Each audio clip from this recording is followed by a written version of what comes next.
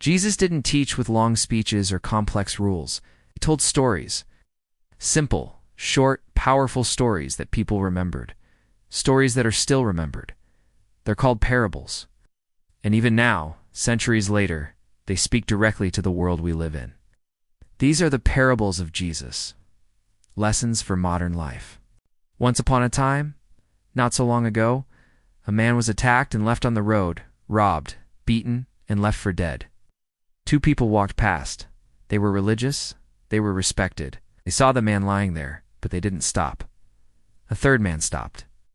He was from a group that was supposed to be an enemy. He helped, took care of the injured man, brought him back to life.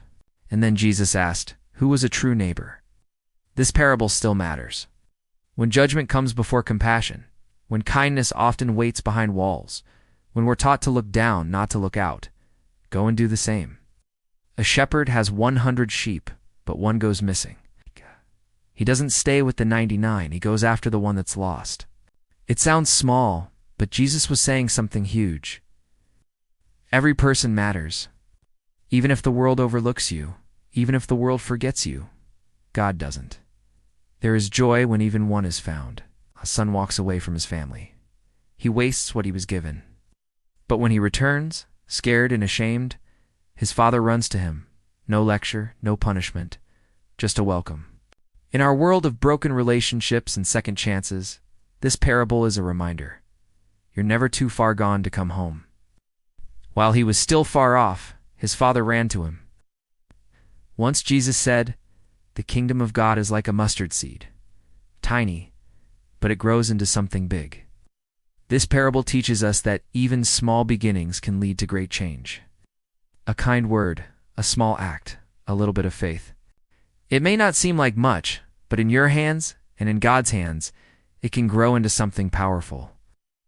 Faith as small as a seed can move mountains. One person builds on rock, the other on sand. The storm comes and only one house stands.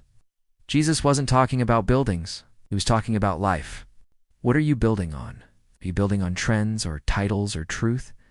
When the storm hits, your foundation matters.